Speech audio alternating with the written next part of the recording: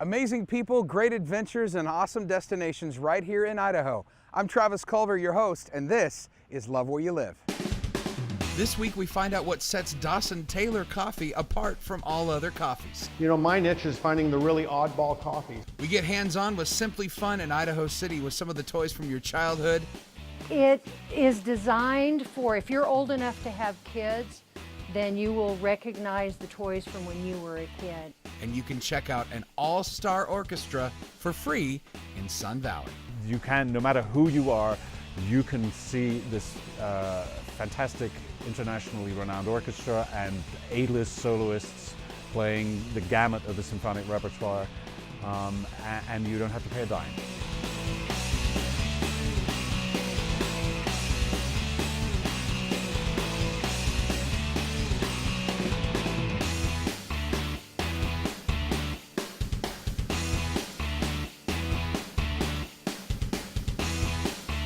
I'm here with Dave Ledgard. Now, you may not know that name. I wouldn't have known the name, but I bet if you live in Boise or really anywhere in southern Idaho, you know something else about Dave, and that's Dawson Taylor. Now, Dave is the owner of Dawson Taylor Coffee Roasters. Get that name right? Correct. Okay. How'd you get into coffee roasting?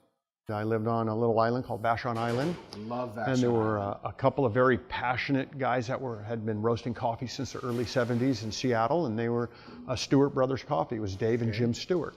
I got very lucky, and when it found me, I grabbed it and ran. In 1987, we got to the point where we changed our name to Seattle's Best Coffee.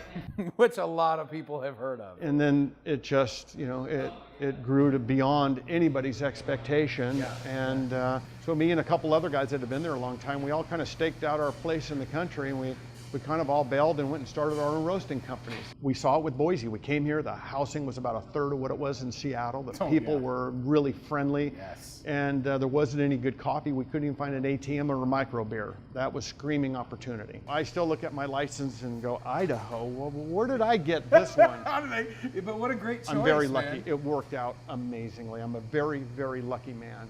Didn't just work out amazingly for Dave, worked out pretty well for the Treasure Valley too. All you have to do is drink one sip of Dawson Taylor Coffee to find that out. Folks don't understand all the work that, we're not even covering the delivery method when it's coming up from Costa Rica, places like that.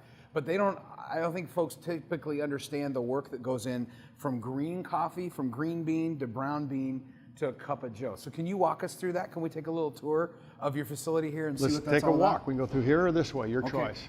So back in this part of your shop, it feels a little bit like I'm at some kind of international gathering, to be honest with you, because I'm looking around and I see Ethiopia, Costa Rica, Guatemala. I'm assuming these are bags of green beans. Is this where it all starts? You are in an international gathering. This is the party. This is the party. This is where it all... This is really it. Without this here, not knowing where this comes from, this is really one of the most important parts of our business. Sure. So this is a green coffee bean. This is called green raw coffee. It's basically a coffee seed. So after this place, where does it go next? Like after you've got the green bean in the shop, what next? Once we've evaluated the coffee and we determine it's a coffee that we want to buy for the following year, we get it shipped here, and from here is where Chris takes over and we roast it.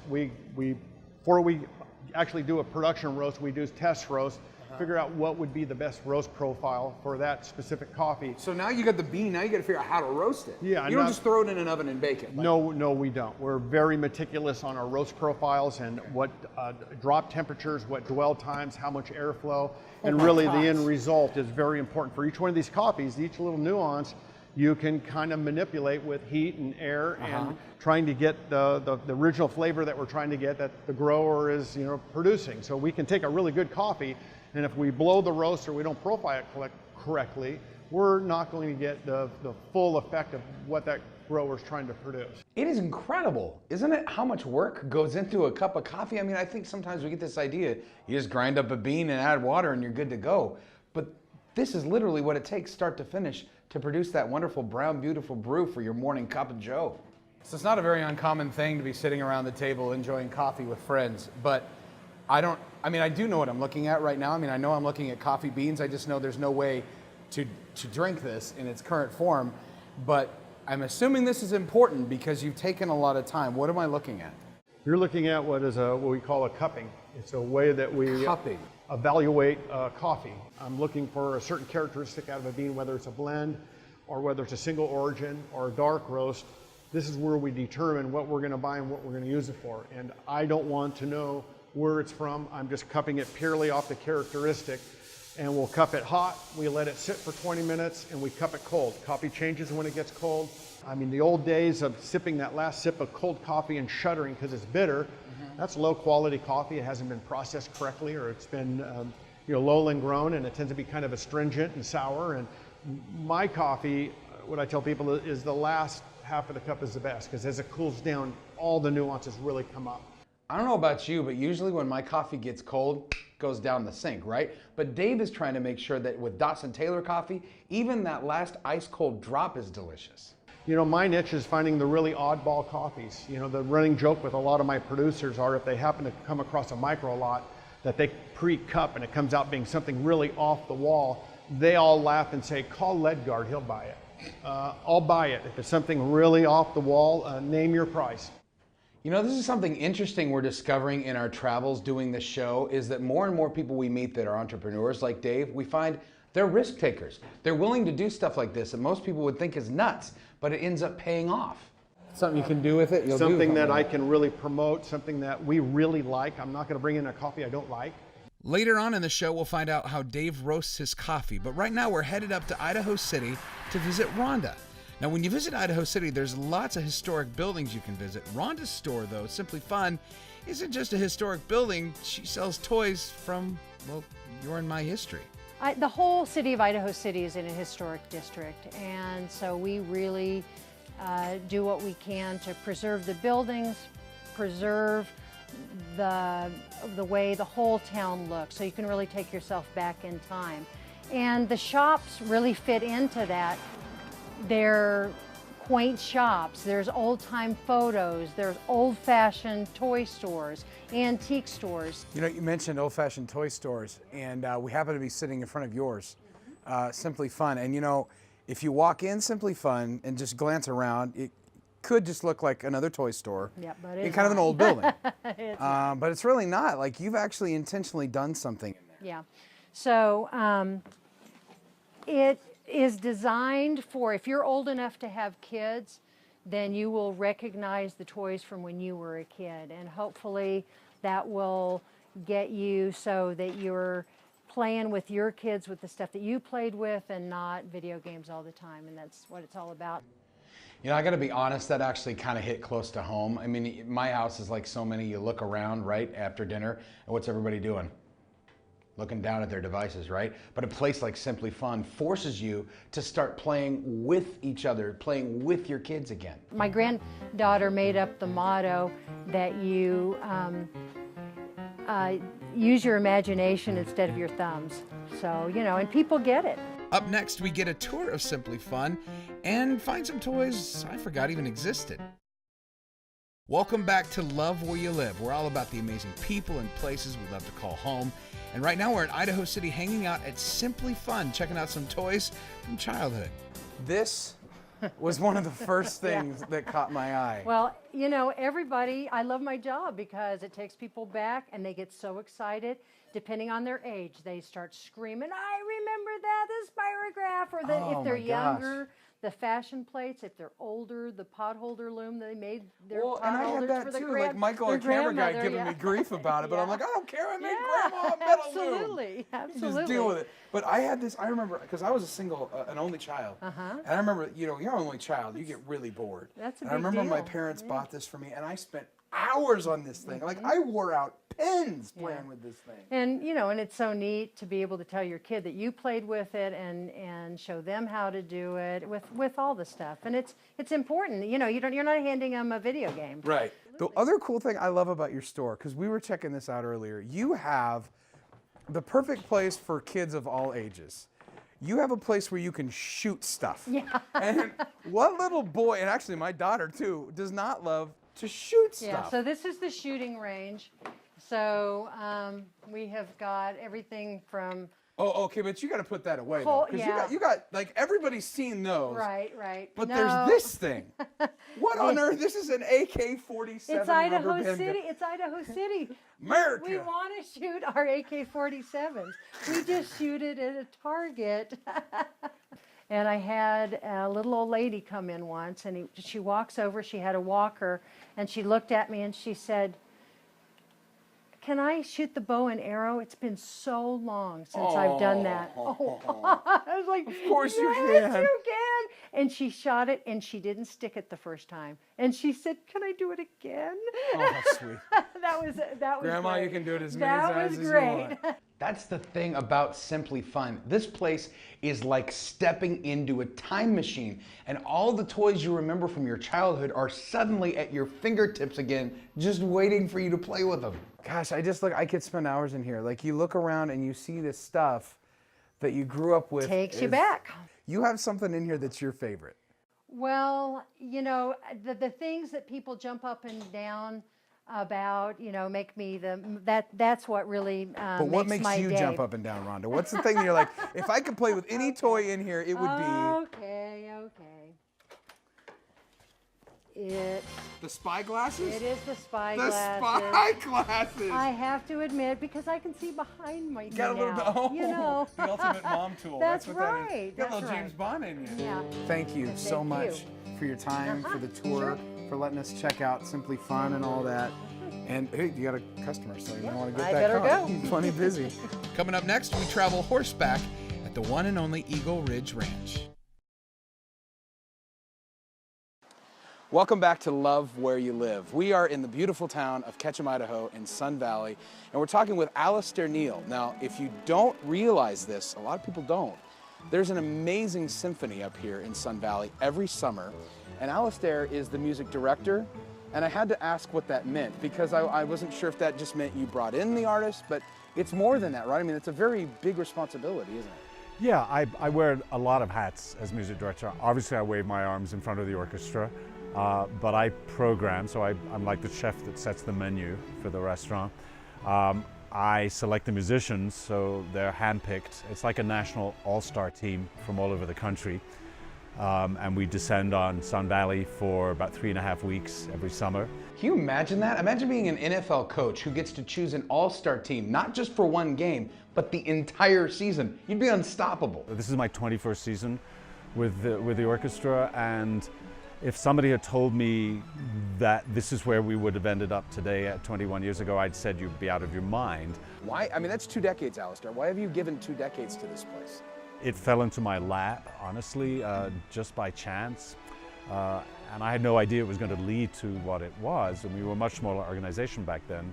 But because of the incredible and generous support of the community, we have been able to grow to this large and vibrant institution that gives these amazing concerts for free.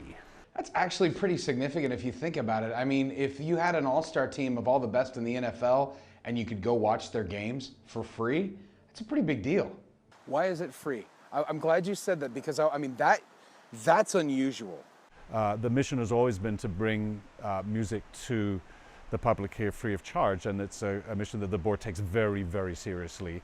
It's never going to change, which means that you can, no matter who you are, you can see this fantastic internationally renowned orchestra and A-list soloists playing the gamut of the symphonic repertoire, and you don't have to pay a dime. Just 30 minutes outside Yellowstone National Park is Eagle Ridge Ranch in Island Park. Now, they not only offer amazing accommodations and other activities, but an opportunity to take a horseback ride through the woods, just like our ancestors did years ago. We cover a lot of variety of different options. As far as when a family comes here, they can actually spend the whole day as opposed to just show up for a horse ride and go home. So we have a combination between the fishing and the boating, horse rides. They can shoot some archery. We have the big 3D targets, so it's more realistic. Okay. Now, what if somebody wanted to come and stay? Like, is there a place to stay around here close by? Yeah, absolutely. We don't have a lot of cabins. We have 12 cabins, because that keeps it a little bit lower key on the ranch, so it doesn't get overrun with a bunch of traffic. And behind us, I just want to kind of point this out. If you've ever seen like the Budweiser ads that have the Clydesdale horses, this guy, well, I think it's actually a lady, behind us might look somewhat familiar. What is her name again? This is Trixie. Trixie. And Trixie's a mom, right? Right. And That's Trixie her has a colt. baby right there walking by her. You know, you may not be able to tell it by just looking, but these horses are massive and they're incredibly strong. That little pony that just wandered by, later during filming, tried to push me and my producer out of the way and succeeded. These things are like Mother Nature's version of a bulldozer. Well, what I want to ask is, I mean, you got a lot of stuff going on here, but what I want to ask is, it's been a while since I've been on horseback. Can we go for horseback? Yes, yes. All right, very cool. We're We're going to check that out, and we're going to do that next.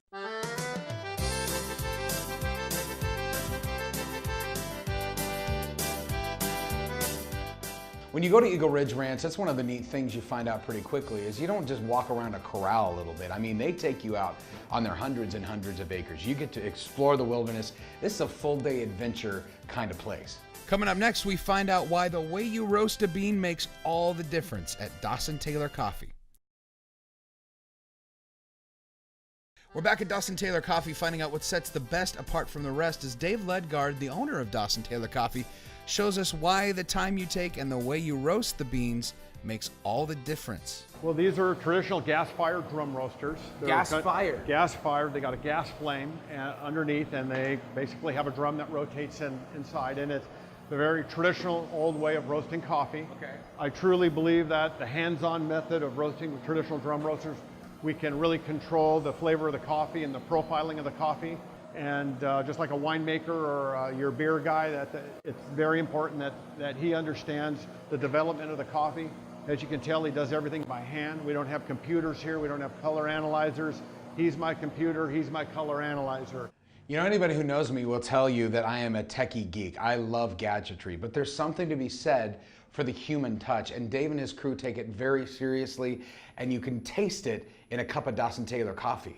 So these are real hot. You can see the cooling tray there. These are still almost too hot to hold, but cooling them quick locks in the flavor. So really for us, it's about, you know, roasting hot very fast and cooling very quick. It locks in the flavor. You develop the flavors real fast, real aggressively, and then you lock them in with cooling the coffee down very quick. If you cool too slow, you tend to lose it. Your coffee gets more of a kind of a dull baked flavor. And again, I don't want my coffee to be smooth. I want it to be bold and in your face. And part of that is, this is where it happens. And man, you find that when you go to Dawson Taylor's headquarters. When you walk in the door, they offer you free coffee, but there's no cream or sugar to be found anywhere. The truth is, you don't really need it. Oh, so now That's you're our number blending one after blend. the That's my fact. backcountry blend. That's a quarter of the dark, 3/4 of the light. Look how beautiful that is, man. Look at the colors in that. It almost looks like some of the textures you get in really nice chocolate ice cream, where you get the fudge ribbon, and That's exactly. it's beautiful. It's beautiful this way. It is. It's a like your wonderful coffee thing. has a little fudge in it. These are little gold nuggets, my friend. Man, You just want to eat it? I do, but I know what it would taste like right now. He eats Now, it. if you chocolate, He samples beans. coat it. No, he evaluates it by Oh, yeah, actually yeah. eating roasted coffee. Yeah, Do give you? me some sort of an idea of how the coffee's going to end up. Take a bite. All right, then I'm gonna grab one of the lighter ones because. No, you can reach in, don't look. Oh, I just gotta reach in? Okay. I gotta be brutally honest, I am totally stalling here. You ever had like espresso beans and chocolate? They're awful. Reach in and grab one. I just got like 4, but here, do we chew on No, it? one, yeah. Oh, 1, okay. Here it goes. Yeah. Chew it. Get some slobber going. Mix it around. Okay. I'm such a coffee geek, that's actually Okay. really Breathe freaking in good. with your mouth and exhale with your nose. Get the olfactory going. My God, that actually does something. It does work. When we cup, that's what we do. Now I know the methodology, and I feel like I can join the group of coffee snobs next time I'm around the table. I just gotta practice my pinky out. Is that the right way to do it, Michael? Is that it? Now, is it bitter? Is it smoky? Is it bold? I don't know if you got one of the darker roast ones or one of the lighter I got ones. one of the lighter roast ones, and it's really freaking good. I'm so. It tastes like a cup of coffee in granular form. And that's the way it should. And I have actually chewed on beans before, and they always taste burned. Always. And I'm like, I grabbed one of the darker ones, so I got that. Okay, so I'm gonna try the burned one now. It's good that you're putting the burn on top of the light, because then it's gonna kind of maybe create that backcountry blend taste in your mouth. It tastes more robust than it does burned. Yep. While I was learning from Dave all about Dawson Taylor Coffee, I just had to ask the question I think so many of us wanted to know, which is, where in the world does the name Dawson Taylor come from anyway? They call me Dawson all the time. I said, no, It's not you. no. And Dawson's here working, which is really He's got fun. the entry-level job. He's next door packing coffee. This is Dawson Taylor, okay? I want to, because everybody wonders how you get the name of a place, right? Where the name came from.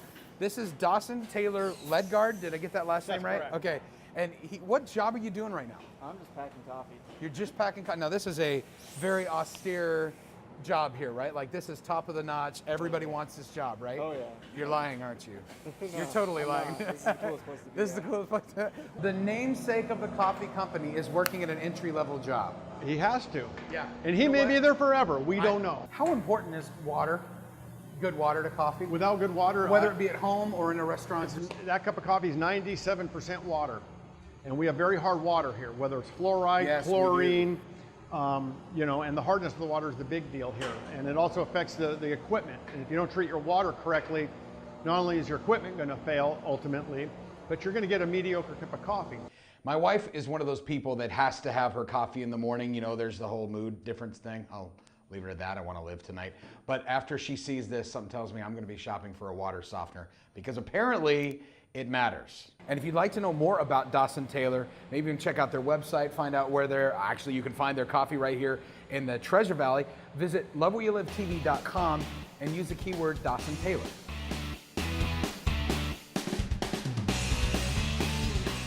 Well, that's it for this episode of Love Where You Live TV. To see more exclusive content or to learn more about any of the destinations you saw on this week's show, just visit lovewhereyoulivetv.com and we'll see you next week.